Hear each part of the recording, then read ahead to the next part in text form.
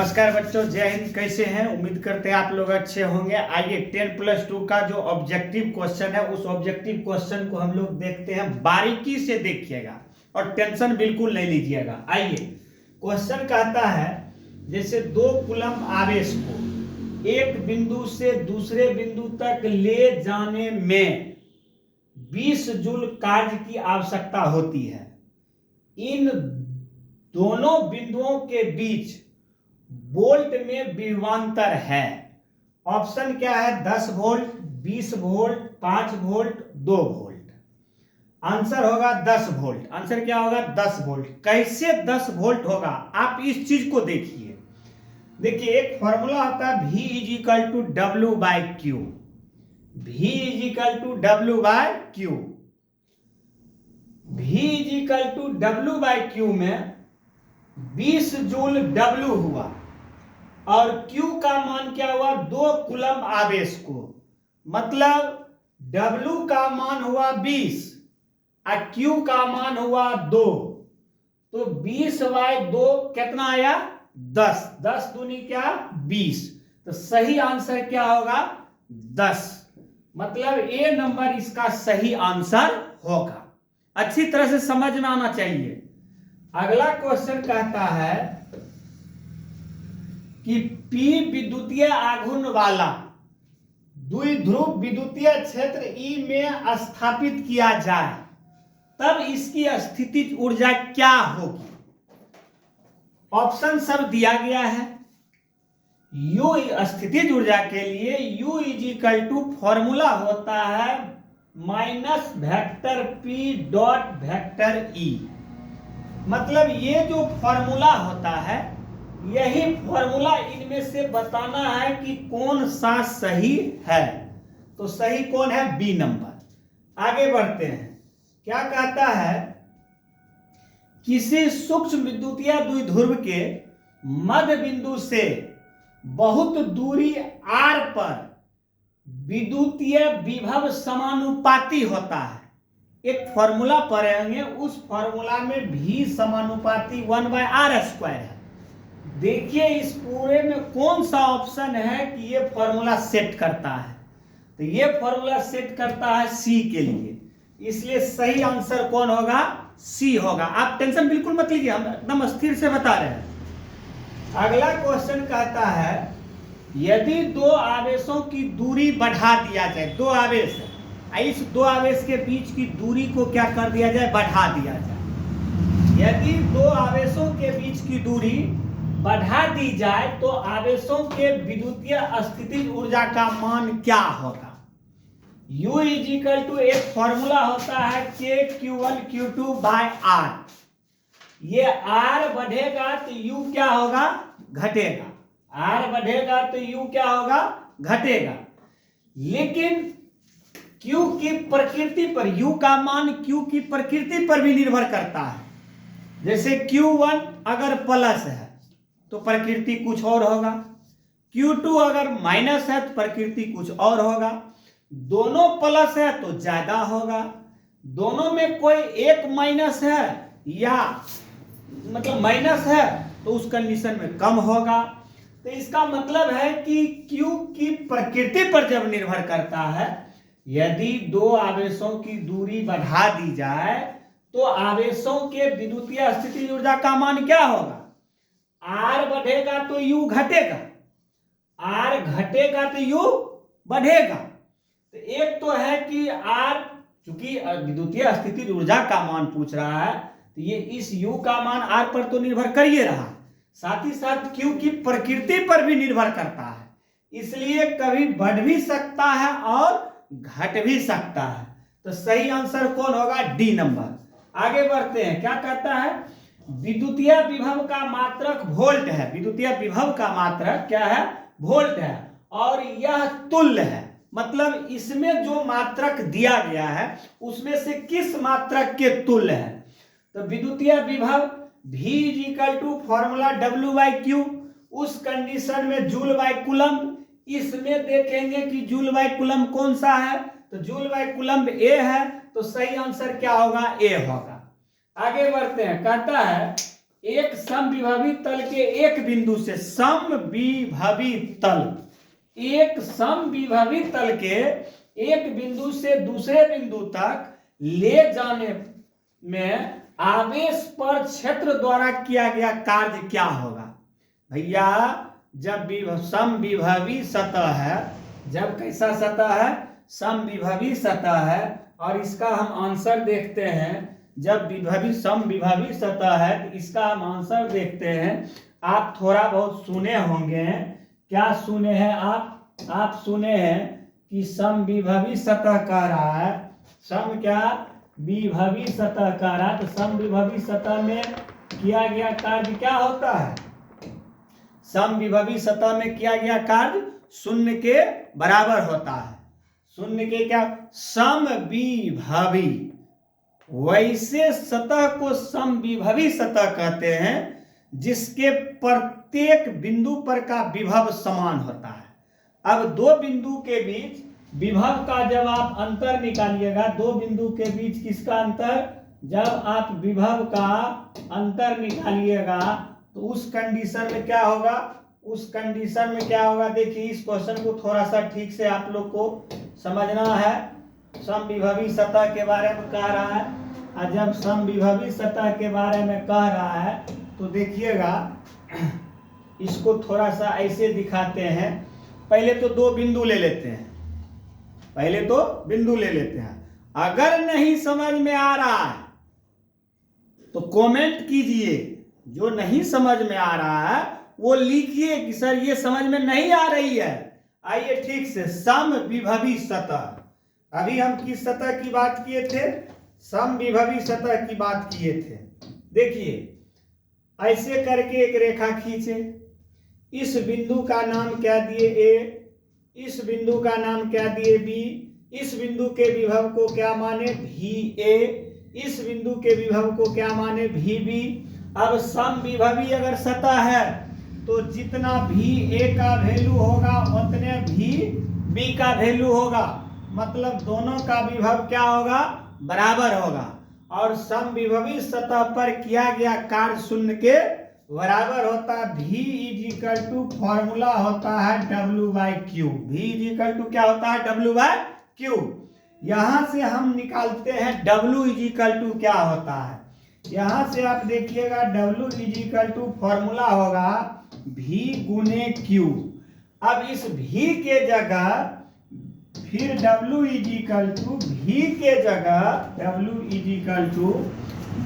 जगह आप VA minus VB into क्या लिखिएगा? Q का कुछ भी मानो, विभव तो बराबर है, तो VA का वैल्यू VB के बराबर है। इससे ये कटेगा तो ये पूरा वैल्यू क्या होगा? 0।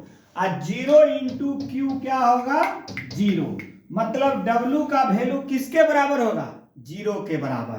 तो समविभवी सतह पर किया गया कार्य किसके बराबर हो गया? इसमें जो ऑप्शन दिया गया है शून्य के क्या हो गया? बराबर हो गया। नहीं समझे? देखिए ठीक से, W इज फॉर्मूला हुआ भैया, W इज आपका क्या हुआ? फॉर्मूला हुआ V गुने Q, और V के जगह VA माइनस VB इंटू क्या? Q। अब ये वैल्यू इस वैल्यू के बराबर है, क्योंकि समविभवी सतह बराबर है। ये दोनों कट करके क्या होगा? 0 इंटू क्या? Q। तो 0 इंटू Q पूरा क्या देगा? 0। मतलब W का वैल्यू कितना आया? 0 आया। तो सही आंसर क्या होगा? 0 होगा। अब आगे बढ़ते हैं, देखिए ठीक से, दिक्कत है तो बोलिए। आगे बढ़ते हैं, आगे क्या कहता है? आगे कहता प्रत्येक R त्रिज्या तथा Q आवेश से आवेशित 8 छोटे बूंदों को मिलाकर एक बड़ा बूंद बनाया जाता है। तो बड़े बूंद के विभव तथा छोटे बूंद के विभव का अनुपात क्या होगा? इसके जस्ट पहले वाला वीडियो में इसका सॉल्यूशन दिया गया, और वो अनुपात क्या होगा? 4:1 होगा। आगे बढ़ते हैं, आगे कहता है, आगे आपका ये कह रहा है किसी चालक की विद्युत धारिता का व्यंजक होता है। विद्युत धारिता का, यहाँ पर विद्युत धारिता का क्या पूछ रहा? सिर्फ सूत्र पूछ रहा। सूत्र क्या होता है? C is equal to formula होता है Q बाय V। तो किसी चालक की विद्युत धारिता का व्यंजक होता है, मतलब सूत्र होता है C is equal to Q by V। तो इसका A नंबर होगा। आगे किसी संधारित्र की धारिता का मात्रक होता है, फॉर्मूला देखिए C is equal to Q by V। Q आवेश है, आवेश का मात्रक कूलम, अभी वोल्ट विभव है, विभव का मात्रक वोल्ट, तो कूलम बाय वोल्ट। या तो कूलम बाय वोल्ट देखिए इसमें कहीं है तो वो होगा, और नहीं तो कूलम बाय वोल्ट को ही क्या कहते हैं, फैराड कहते हैं। इसका सही आंसर क्या होगा, फैराड होगा। आगे बढ़िए, कहता है विद्युत धारिता की बीमा होती है। बीमा पूछ रहा है, क्या पूछ रहा है, बीमा पूछ रहा है। विद्युत धारिता की बीमा, आवेश का बीमा AT, विभव का बीमा क्या होता है m l power 2 t power minus 3 a power minus 1। उस दोनों को सॉल्व करिएगा, m power minus 1 l power minus 2 t power 4 a power 2। सही आंसर कौन होगा, A नंबर। आगे बढ़ते हैं, आगे क्या कह रहा है आपका, किसी संधारित्र पर आवेश की स्थितिज ऊर्जा का व्यंजक होता है। किसी संधारित्र पर आवेश की स्थितिज ऊर्जा का व्यंजक होता है, वो फॉर्मूला, डायरेक्ट फॉर्मूला देखिए E is equal to CV square, formula prove किया गया होगा। तो इसका सही answer E is equal to क्या होगा, हाफ CV स्क्वायर। देखिए फॉर्मूला जितना प्रूव किए हैं उसमें से क्वेश्चन कैसे पूछा जाता है, उसी टाइप का ये क्या है, क्वेश्चन है। आगे बढ़िए, आगे क्या कह रहा है, आगे आपका ये कह रहा है वायु को छोड़ किसी वस्तु का प्राप्त वैद्युत स्थिरांक हमेशा अधिक होता है। किससे अधिक होता है, 1 से अधिक होता है। फिर आगे देखिए, जब समांतर पट्टिका वायु संधारित्र की पट्टिकाओं के बीच की दूरी बढ़ती है तब इसकी धारिता क्या होती है, दूरी बढ़ने से धारिता घटती है। कॉपी में लिखा होंगे, दूरी बढ़ने से धारिता क्या होती है, घटती है। ये सब एकदम जो सब बुक में डायरेक्ट लिखा है कॉपी में तो वो देखिए। चंद्रमा की धारिता लगभग होती है, चंद्रमा की धारिता लगभग कितना होता है, 177 माइक्रोफैराड। फिर कह रहा है संधारित्र के श्रेणी संयोजन में जो राशि प्रत्येक संधारित्र के लिए समान रहती है वह क्या है। तो देख लेते हैं कौन क्रम है, श्रेणी क्रम है। श्रेणी क्रम में क्या होता है, जब आप श्रेणी क्रम में सजाते हैं, जब आप किस क्रम में सजाते हैं, श्रेणी क्रम में सजाते हैं। देखिएगा ठीक से, ये आपका जैसे श्रेणी क्रम की हम बात किए, किसकी बात किए, श्रेणी क्रम की बात किए। अब देखिए श्रेणी क्रम में क्या होता है, जैसे श्रेणी क्रम की बात किए, एक धारिता ये लिए, दूसरा ये लिए, तीसरा ये लिए, इस तरह से 3 वो ले लिए। एक का मान C1, एक का मान C2, एक का मान C3। इसमें कितना आवेश घुसाएंगे, Q आवेश घुसाएंगे, और लास्ट में कितना निकालेंगे, Q आवेश निकालेंगे। Q इज इक्वल टू क्या होता है, CV। और यहाँ पर पूछ रहा प्रत्येक संधारित्र के लिए कौन समान होता है। बताइए, यहां से जितना आवेश घुसा, जितना आवेश इस धारिता में घुसेगा उतना ही ना आवेश इसमें भी घुसेगा, उतना ही ना आवेश इसमें भी घुसेगा, चाहे धारिता का मान कुछ भी क्यों ना हो। तो क्वेश्चन जो कह रहा उसमें क्या होगा, आंसर आवेश होगा। उसमें कौन होगा, आंसर आवेश होगा। आइए आगे बढ़ते हैं, आगे क्या कहता है क्वेश्चन। आगे आपका क्वेश्चन क्या कह रहा है, आपका क्वेश्चन ये कह रहा है, आपका जो है क्वेश्चन ये कह रहा है, क्या कह रहा है, देखिए कहता है संधारित्र के समांतर संयोजन में जो राशि प्रत्येक संधारित्र के लिए समान रहती है वह क्या है। अब कौन क्रम कह दिया, समांतर क्रम संयोजन। कौन क्रम, समांतर क्रम संयोजन। देखिए समांतर क्रम संयोजन में कौन रहता है, समांतर, जैसे एक धारिता ये लिए, दूसरा ये लिए, तीसरा ये लिए।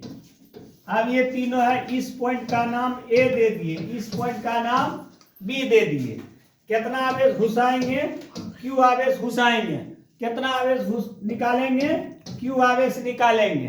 बताइए इसमें इसमें इसमें Q1 आवेश, इसमें Q2 आवेश, इसमें Q3 आवेश। Q ही 3 पार्ट में बटा, एक Q1, एक Q2, एक Q3। अगर इसका C1 वैल्यू है, इसका C2 है, इसका C3 है, तो इसके लिए जितना विभवांतर होगा उतना ही विभवांतर इसके लिए होगा, उतना ही विभवांतर इसके लिए होगा। समांतर क्रम में विभवांतर का मान प्रत्येक धारिता के लिए हमेशा समान होता है और श्रेणी क्रम में आवेश का मान हमेशा समान होता है। तो सही आंसर क्या होगा? विभवांतर। आइए आगे बढ़ते हैं, अगला क्वेश्चन देखिएगा क्या कह रहा है। नहीं समझ में आवे तो कमेंट निश्चित कीजिए। क्या कहता है? संधारित्रों के समांतर संयोजन में जो राशि प्रत्येक संधारित्र के लिए क्या होती है? समान होती है। प्रत्येक के लिए क्या होती है? समान होती है। वह कौन राशि है? वह कौन है? तो विभवांतर है। फिर आगे बढ़ते हैं। 50 माइक्रोफैराड धारिता वाला एक संधारित्र 10 वोल्ट विभवांतर तक आविष्ट किया जाता है।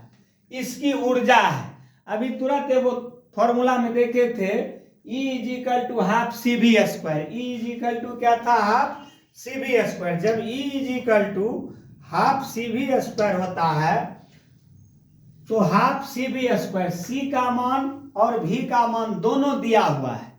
C का मान और V का मान दोनों दिया हुआ है। C का मान कितना है? पहले तो हाफ लिख देंगे। और C का मान कितना है? 50। अब V का मान कितना है? 10। तो 10 का क्या? स्क्वायर।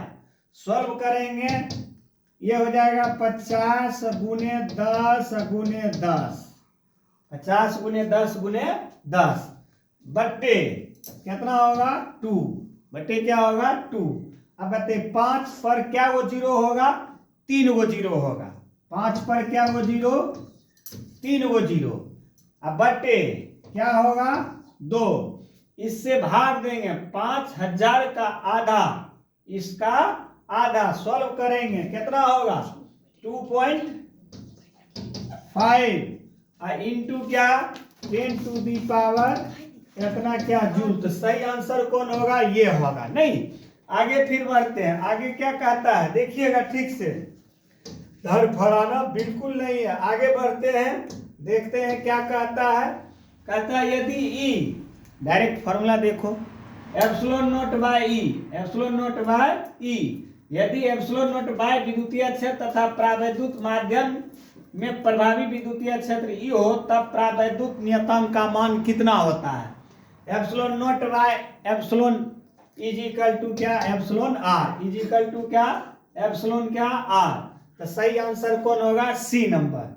फिर हम लोग आगे बढ़ते हैं। फिर क्या करते हैं? आगे बढ़ते हैं, देखिए क्या कह रहा है। कहता है 2 संधारित्र जिनमें प्रत्येक की धारिता C है। तो पहले 2 गो संधारित्र ले लेते हैं। पहले 2 गो क्या ले लेते हैं? संधारित्र। अब प्रत्येक की धारिता क्या है? C है। उनकी तुल्य धारिता होगी 1। कौन क्रम है? श्रेणी क्रम। श्रेणी क्रम में 1/1 क्या?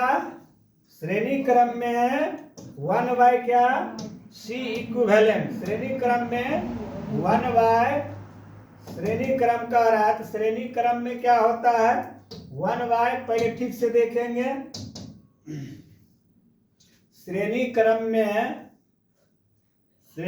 में देखिएगा ठीक से। श्रेणी क्रम में 1/C इक्विवेलेंट बराबर होता है 1/C1 + 1/C2।